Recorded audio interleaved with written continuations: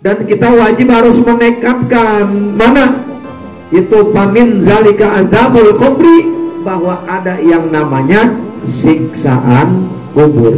Kita wajib nih kudu percaya bahwa kalau kita mati nanti bakalan ada yang disiksa.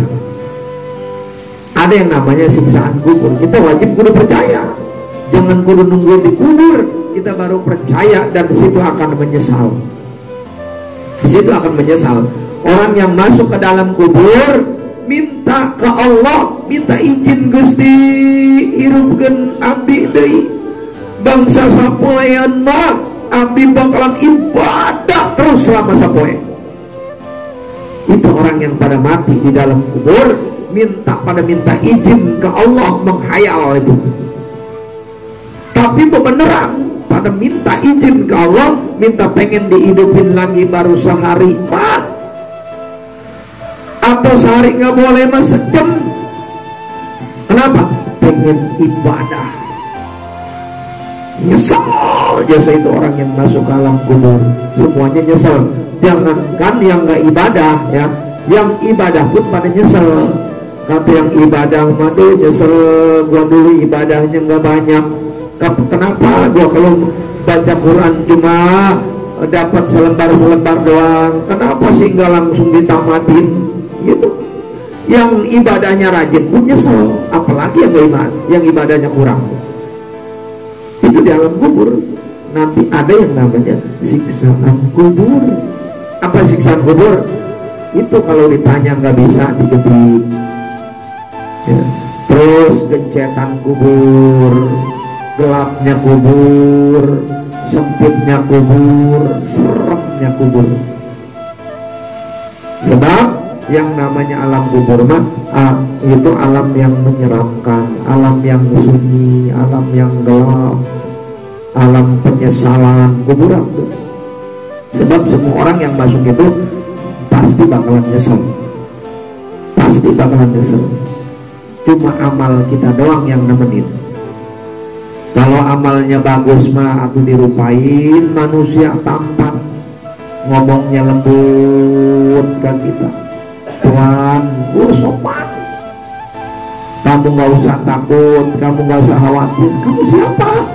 Saya adalah amal kamu. Kamu tenang saja, duduk manis. Kalau ada siapapun yang ingin mengganggu kamu, saya yang akan menghadapi. Amal baik kayak begitu. Rupanya gede, ganteng luar biasa. Begitu pula amal buruk, dirupakan manusia tapi rupanya sangat menyeramkan. Siapa kamu? Tuh, ana amaluka, saya adalah amal perbuatan kamu yang waktu kamu lakukan hidup di alam dunia. Ini rupanya kayak begini, rupanya buruk luar biasa. Tuh. Dan dia akan menyiksa daripada orang tersebut yang mempunyai amal buruk. Siksaan kubur kayak begitu. Semuanya kita bakalan ngalamin tuh. Kita bakalan nempatin alam kubur. Tuh, kan kita biasa pertama di alam barzakh kita tuh di dalam rahim ibu kita. Pertama di dalam rahim mati terus hidup. Terus kita dikeluarkan dari rahim, ada di alam dunia masih posisi hidup. Terus ntar kita gede, kecil dulu bisa jalan, leng-leng dulu baru jalan, baru bisa lari, baru gede-gede disekolahin, terus remaja, terus dewasa, terus tua, terus sakit-sakitan, mati. Kita udah sampai di apa nih kira-kira nih? Apakah sampai di remaja? Ya, udah sampai di remaja berarti berapa tahapan lagi? Tapi jangan mentang-mentang masih remaja, tetap persiapan mana dari sekarang. Apalagi yang tahapannya udah tinggal dikit. Remaja, dewasa, tua, sakit-sakitan. Apa kalau udah sakit-sakitan? Nanti ya kesonanya. Ya, itu sakit-sakitan, udah berobat ke susah. Sebab yang namanya sakit kalau udah tua mah kan ibarat kayak motor mah kudu diganti Pak, mesinnya, underwheelnya. Atau kan masih ya apa lambung kita mau diganti, usus kita mau diganti, udah lemah, jantung udah lemah, ginjal udah lemah, atau namanya gepen ngompak terus tuh jantung berapa tahun, udah puluhan tahun tuh mau diganti, bukan mesin kita mah itu. Makanya wajar saja tuh kalau kita udah sampai ke masa itu tuh habis tua terus sakit-sakitan, berarti kita kudu banyak persiapan. Yang namanya mati mah atau kapanpun nggak masalah, yang penting mah kita masuk surga, nggak masalah ya, nggak masalah. Yang penting kita kudu udah punya persiapannya. Jangan kadang-kadang nih orang udah tua ya, yang maghrib masih di pinggir jalan, masih kekoloran, berarti artinya tuh orang nggak sholat. Udah tua-tua nggak mau ibadah maksudnya. Tuh kadang-kadang ya suka ngelihat. Itu bukan benci, bukan, tapi kasihan. Kasihannya apa? Kalau mati teh apa? Belum keburu tobat. Bagaimana nanti di alam kubur? Bagaimana nanti di yaumil kiamah? Bagaimana nanti di mizan itu timbangan amal baik amal buruk? Kita digiring ke yaumil kiamah, panasnya kayak apa? Kata dia mah nggak bakalan digituin kali ya, nggak tahu apa nggak bagaimana kali itu. Kalau kita tahu mah takut kita hidup di alam dunia ini. Kalau kita tahu nih perjalanan kita setelah mati, betapa membutuhkan amal-amal baik ya, ini pasti kita akan tekun ibadah. Ini perjalanan kita masih jauh, setelahnya mati ini masih lama. Kita di alam kubur dulu, nanti kiamat kita dibangkitkan, baru kita dihujani oleh air mani 40 hari 40 malam, baru kita hidup lagi, baru kita digiring ke mahsyar, baru kita dihisab, ditimbang, suruh ngejembat, baru dah. Itu prosesnya bukan seminggu 2 minggu ya, itu ada yang puluhan tahun, ribuan tahun, hisaban aja itu lama, panjang ya. Kita masih panjang ini perjalanan kita. Perjalanan hidup mungkin tinggal dikit, tapi nanti perjalanan setelah mati terus hidup lagi, itu yang masih panjang. Kalau perjalanan hidup makanya tinggal dikit, benar lah, tinggal sedikit dibandingkan dengan akhirat.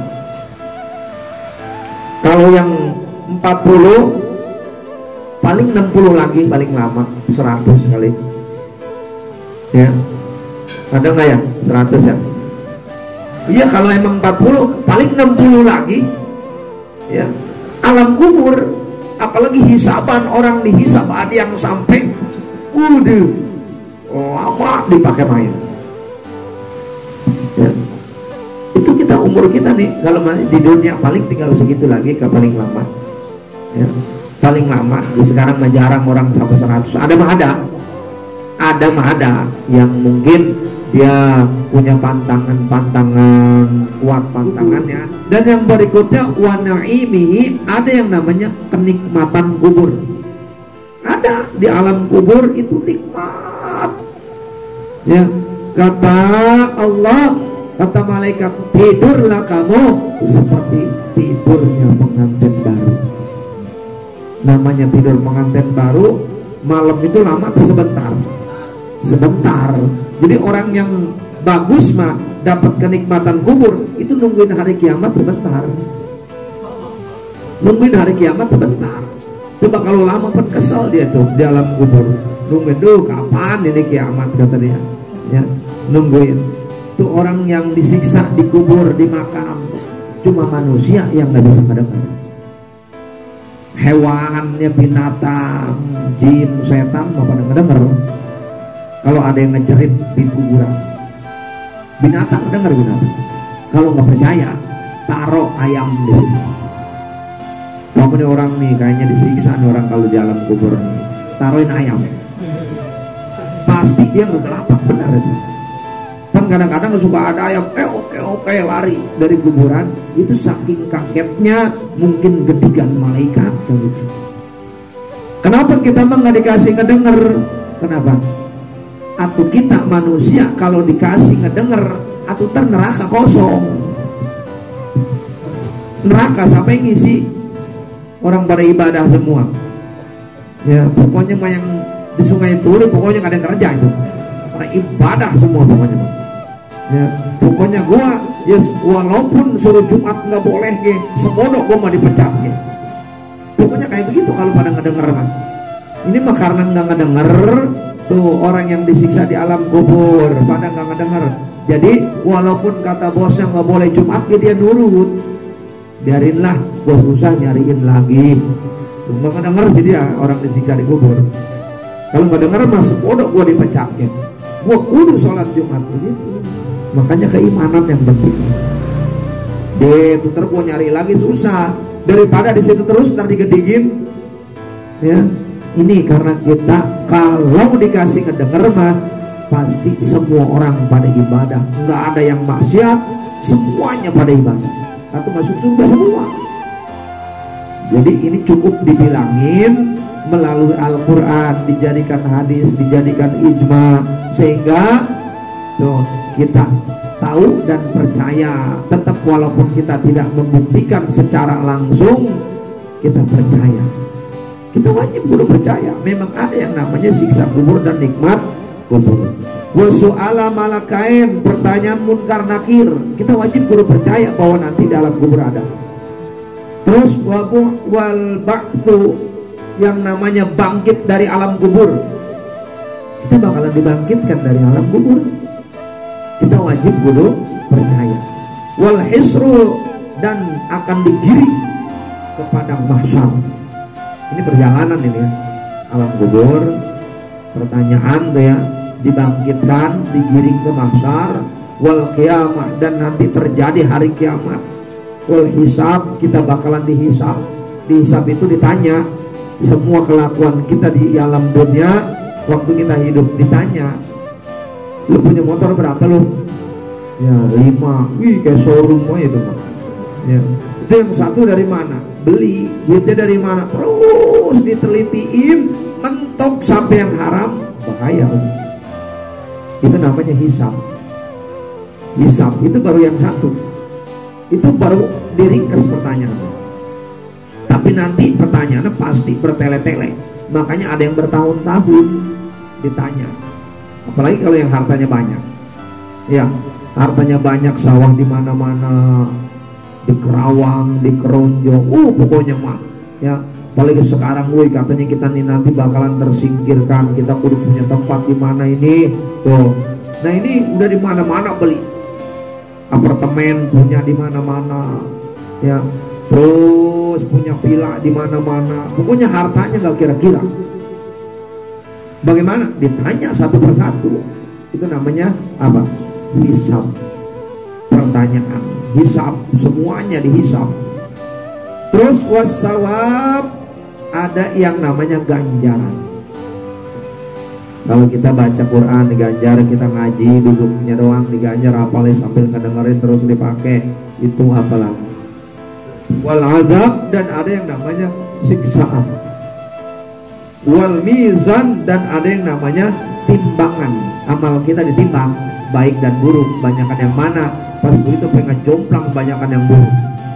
Udah itu mah ngejebat baru ini langsung ke telebos pokoknya.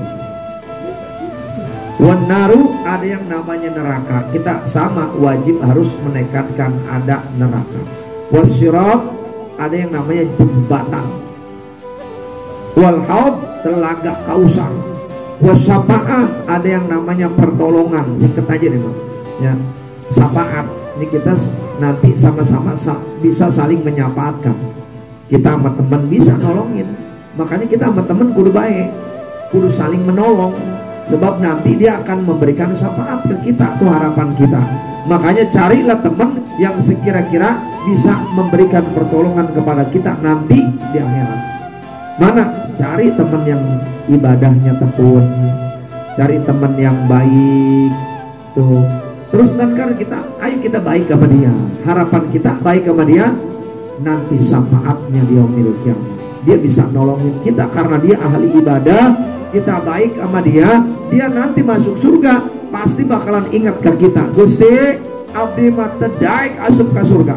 Iku naon pan maneh marajin tekun ibadahna waktu di dunia.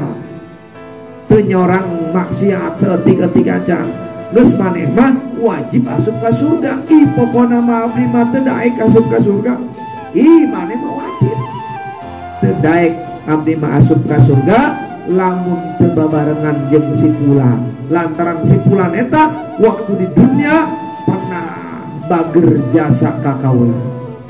Itu bisa kayak begitu tuh teman-teman. Makanya yuk bertemanlah dengan seseorang yang sekira-kira bisa memberikan syafaat kepada kita. Itu ada yang namanya syafaat. Wal jannatu surga, wal khulud kekal, waru'yatulillah bil jannati nanti kita akan melihat Allah. Itu ada. Kita bakalan melihat Allah. Kita kan sekarang belum pernah melihat Allah. Nanti kita bakalan melihat. Dan kita bakalan yang melihat namanya malaikat. Malaikat mah padahal mah banyak ciri-cirinya diceritakan tuh dalam kitab Daqaiqul Akhbar. Ya, itu malaikat Aras, malaikat Jibril, bukan biangnya malaikat itu. Itu ada. Malaikat Jibril itu bersayap. Oh, ukurannya berapa? Ya, terus sekali ngegedeper tuh berapa kilometer per detik. Ya itu ada di dalam kitab Daqaiqul Akhbar diceritakan. Jamaah yang dirahmati Allah Subhanahu wa taala, karena ini mah pertama lah ini mah supaya nepakin hati kita aja dulu, keimanan kita biar bertambah, keimanan kita biar tetap, dan supaya keyakinan kita kepada Allah bertambah. Dan juga mudah-mudahan kita semua yang hadir pada malam hari ini istiqomah ngajinya. Mudah-mudahan hidayah dan taufik yang sudah diberikan kepada kita mudah-mudahan ditetapkan oleh Allah Subhanahu wa taala. Kita dikasih panjang umur, sehat walafiat, jembar rizki untuk ibadah ke Allah Subhanahu wa taala. Ibarakati Al-Fatihah. Na'udzubillahi minasyaitonir rajim. Bismillahirrahmanirrahim. Alhamdulillahirabbil alamin. Iyyaka na'budu wa iyyaka nasta'in. Ihdinas siratal mustaqim.